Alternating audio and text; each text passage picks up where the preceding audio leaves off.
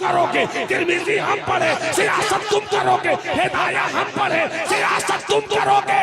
अरे जो मुस्तफा का वारिस न हो सका वो मिल्लत की क़यादत भी नहीं कर सकता। जिंदाबाद जिंदाबाद, नारे तकबीर। जहाँ जाना चाहिए उसी को जन्नत कहते हैं। हुजूर बलियावी साहब क़िबला तशरीफ फरमा है। ये दुनिया है क्या? क्या बात, वाह वाह वाह। ये दुनिया है क्या जिसकी लालच और जिसकी ललक में सब दीवाने भागते फिर रहे हो? दुनिया की हकीकत 2 मिनट में सुन लो। हजरत मखदूम से पूछा गया दुनिया क्या है, तो हजरत मखदूम फरमाते हैं कि अल्लाह ने फरमाया था आदम से जन्नत में गेहूं न खाना। जब गेहूं तनावुल फरमा लिया, गौर से सुनना, जैसे ही गेहूं तनावुल फरमाया तो हजरत इब्राहिम को पाखाना शरीफ की हाजत हुई। जैसे ही हाजत हुई आवाज दिया मौला मुझे एहसास हो रहा है, कहां जाऊं? आवाज आई आदम ये जन्नत है, जन्नत। क्या बात, क्या कमाल की चीज है जन्नत। ये जन्नत है, जन्नत। यहाँ पेशाब करना की जगह नहीं है, यहाँ पखाना करने की जगह नहीं है। एहसास हुआ का गेहूं खा लिया, एहसास होगा। गेहूं खा लिया, एहसास होगा। का क्या करूं? का जन्नत छोड़ना होगा। दुनिया की तरफ चलो। तो हजरत आदम ने जब जन्नत से निकलकर दुनिया में कदम रखा, ये है दुनिया की हकीकत। ये है दुनिया की हकीकत। जब दुनिया में कदम रखा तो सबसे पहला काम क्या किया हजरत आदम ने? पाखाना किया। बुजुर्गों ने यहीं से फरमाया अद दुनिया कनीफो आदम, ये दुनिया आदम के पाखाना करने की जगह है। अब मतलब क्या हुआ?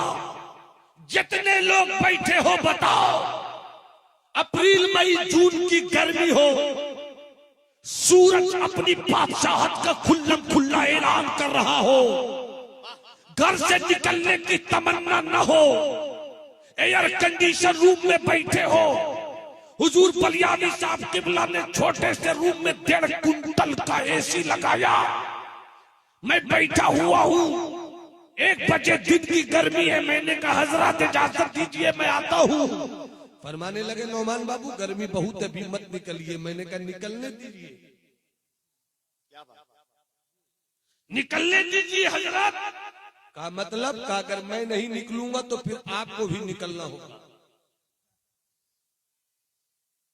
जितनी भी गर्मी हो और तुम जितनी भी ठंडक में बैठे हो, मगर जब 1 नंबर या 2 नंबर का मामला हो जाए तो तुम्हें ऐसी रूम छोड़ना ही होगा। क्या बात, छोड़ना ही होगा। बड़ी तेजी से गए और 5 मिनट के बाद चले आए। असद भाई ने कहा बड़ी तेजी से गए थे, 5 मिनट में क्यों निकल कर आ गए? वहीं बैठे रहते। मैंने कहा असद भाई जितनी जरूरत थी उतनी देर में रह गया। समझ सको तो समझो मेरे दोस्त, समझ सको तो समझो मेरे दोस्त। जितनी देर बाथरूम में बैठने की चाहत थी और जितनी देर बैठना चाहिए था उतनी देर में बैठ गया।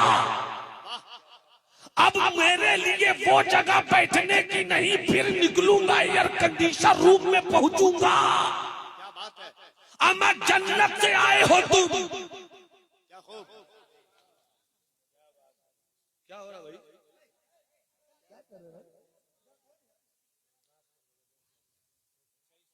अब दुनिया कनीफो आदम, दुनिया में आए हो तो दुनिया से रिश्ता रखो।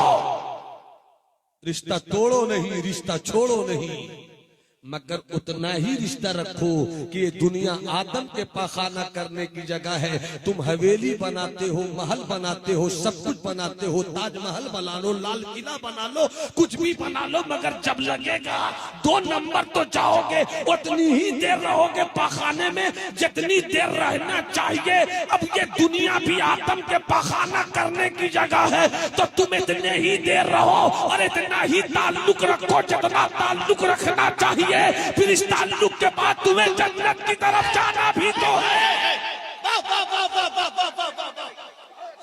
हमें जन्नत की तरफ जाना भी तो है, तो ताल्लुक दुनिया से इतना ही रखो ना। दौलत कमानी है तो कमाओ, किसने रोका, मगर हराम तरीके से क्यों कमाते हो?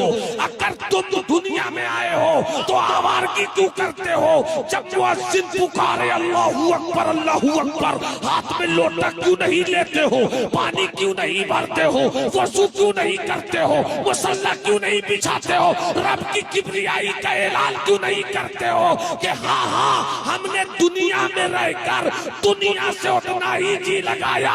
अब तो मामला ये है कि वो तो निहायत सस्ता सौदा बेच रहे हैं जन्नत का।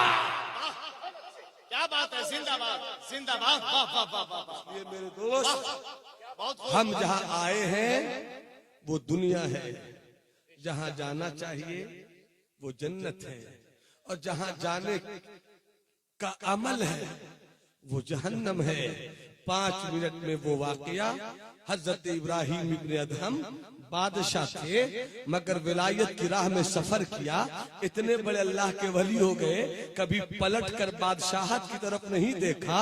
आज जब घर से हुजूर बलिया जब घर से हजरत सैयदना इब्राहिम इब्न अदहम रात के 12 बजे बादशाहत को ठोकरों से उड़ाकर निकले जंगल की तरफ, घर कभी नहीं लौटे, मगर जब निकले तो उनकी बीवी के शिकम में उनकी एक अमानत पल रही। कुछ ही दिन के बाद बेटा पैदा हुआ, बेटा जवान हो गया, बादशाह हो गया, शादी हो गई। माँ ने कहा बेटे सब तो हो ही चुका, हज भी कर लो, हज भी कर लो। जब बादशाह हज कर रहा था और जब तवाफे काबा में मसरूफ था, किसी ने आवाज दिया, ओ हज करने वालों, मुबारक हो, इस साल हज करने वालों में रूए जमीन के चंद बड़े वलियों में एक बहुत बड़े वली हजरत इब्राहिम इब्न अदहम भी तशरीफ लाए हुए। हजरत सैयदना इब्राहिम इब्न अदहम भी तशरीफ लाए हुए। सबने सुना तो सुना, मगर बेटे ने जब सुना, क्या बात, बेटे ने जब सुना, पैदा हुए बाप को नहीं देखा, जवान हुए बाप को नहीं देखा, बादशाह हुए बाप को नहीं देखा, शादी हुई बाप को नहीं देखा, जैसी सुना अब्बा का नाम, तवाफे काबा मुकम्मल किया, किसी से पूछने लगे किधर है, किधर है, किधर है? तो असीरे के सूए वारिस हजरत बेदम वारसी की जुबान शेरो सुखन में यूं कहा होगा, यूं कहा होगा कि पूछो ना उसकी राह, बस बढ़ते चले चलो, पूछो न उनकी राह, बस बढ़ते चले चलो, होगा किसी गली में तो मेला लगा हुआ, होगा किसी गली में तो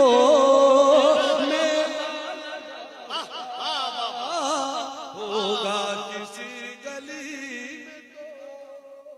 मेला लगा हुआ। गए तो देखा हर तरफ भीड़ है, बादशाह, मगर किसी को बादशाह की फिक्र नहीं, सब हजरत इब्राहिम इब्न अदहम को देख रहे। बादशाह पहुंचे और अपनी एड़ियों के बल यूं करके अपने अब्बा का चेहरा देखने लगे। बेटे की नजर बाप पे पड़ी, बाप की नजर बेटे पे पड़ी। कहा अरे रास्ता दे दो, रास्ता दे दो। बादशाह को रास्ता नहीं देते मत दो, मगर जिस बेटे को हम माँ के शिकम में छोड़कर आए थे वही मेरा बेटा आया है, मेरे बेटे को रास्ता दे दो, मेरे बेटे को रास्ता दे दो। जैसे ही बाप बेटे की नजर पड़ी, पेदराना शफकत, शफकते पेदरी, जज्बे पेशरी आपस में गले मिले, दोनों की आंखों में आंसू। कुछ दिन साथ रहे, बस 3-4 मिनट की गुफ्तगू और, कुछ दिन साथ रहे। एक दिन बाप ने कहा सल्तनत भी संभालनी चाहिए। हजरत मखदूम शेख शमसुद्दीन यहिया मुनव्वरी अपनी किताब में लिखते हैं कि सब सूफिये बन जाएगा तो मुल्क कौन चलाएगा? क्या बात, वाह वाह वाह वाह। सब सूफी बन जाएगा तो तिजारत कौन करेगा? इसलिए ताजिरों तिजारत में अच्छे रहो, सियासत वालों सियासत में अच्छे, बेशक ये नहीं कि वोट लेकर गए अब पैसा मिला तो बदल दिया टोली। वाह याद रखना सियासत इस्लाम का हिस्सा है। क्या बात है, बड़ा पैगाम। वाह जिस कौम का रहनुमा नहीं होता, उम्दा पैगाम। हम एक बकरियों का रेवर देख लो, अगर चरवाहा उसका ना हो तो बकरियां जिसके खेत में चाहे कूद जाए और जो चाहे उसको अपना शिकार बना ले, मगर एक चरवाहा जब रहता है तो बकरियों के रेवर को संभालता रहता है। अमर जब बकरियों के रेवर को एक रहनुमा की जरूरत है तो बोल तुझे कायद की जरूरत है कि नहीं?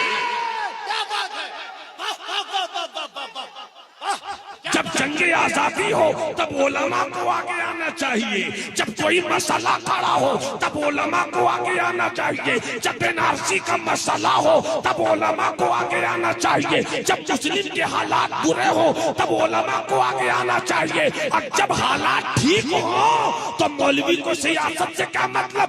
बंद करो अपनी जुबान। बुखारी हम पढ़े, सियासत तुम करोगे, मुस्लिम हम पढ़े, सियासत तुम करोगे, तिरमिजी हम पढ़े, सियासत तुम करोगे, हिदाया हम पढ़े, सियासत तुम करोगे। अरे जो मुस्तफा का वारिस न हो सका वो मिल्लत की क़यादत भी नहीं कर सकता। जिंदाबाद जिंदाबाद। नारे तकबीर, नारे रिसालत। वाह वाह वाह वाह वाह वाह। याद रखना, मैं हुजूर गाज़ी मिल्लत अल्लामा गुलाम रसूल फलियावी साहब की चमचागिरी नहीं करता, मगर मैं ये फख्र से कहता हूँ कि ये मेरे गार्जियन है, ये मेरे गार्जियन है। क्लियर कर लो, आवाज फैला दो। अगर 10 सुन रहे हो तो अपने 10 साथियों को सुना दो कि 1947 से अब तक हमने लीडर बहुत पैदा किया, मगर मुसलमानों का रहनुमा पैदा नहीं किया है। आ गया है वक्त, आ गया है वक्त कि अपनी कौम के बेटों के भविष्य को उज्जवल करने के लिए जिससे भी लड़ाइयां लेनी हो लेंगे, मगर खासिए मिल्लत अल्लामा गुलाम रसूल फलियावी की क़यादत में तहरीक बेदारी कॉन्फ्रेंस के मंच से अपनी कौम के बेटों को जगा कर रहेंगे, उसको उसका हक दिला कर रहेंगे, उसके हौसलों में रूह फूंक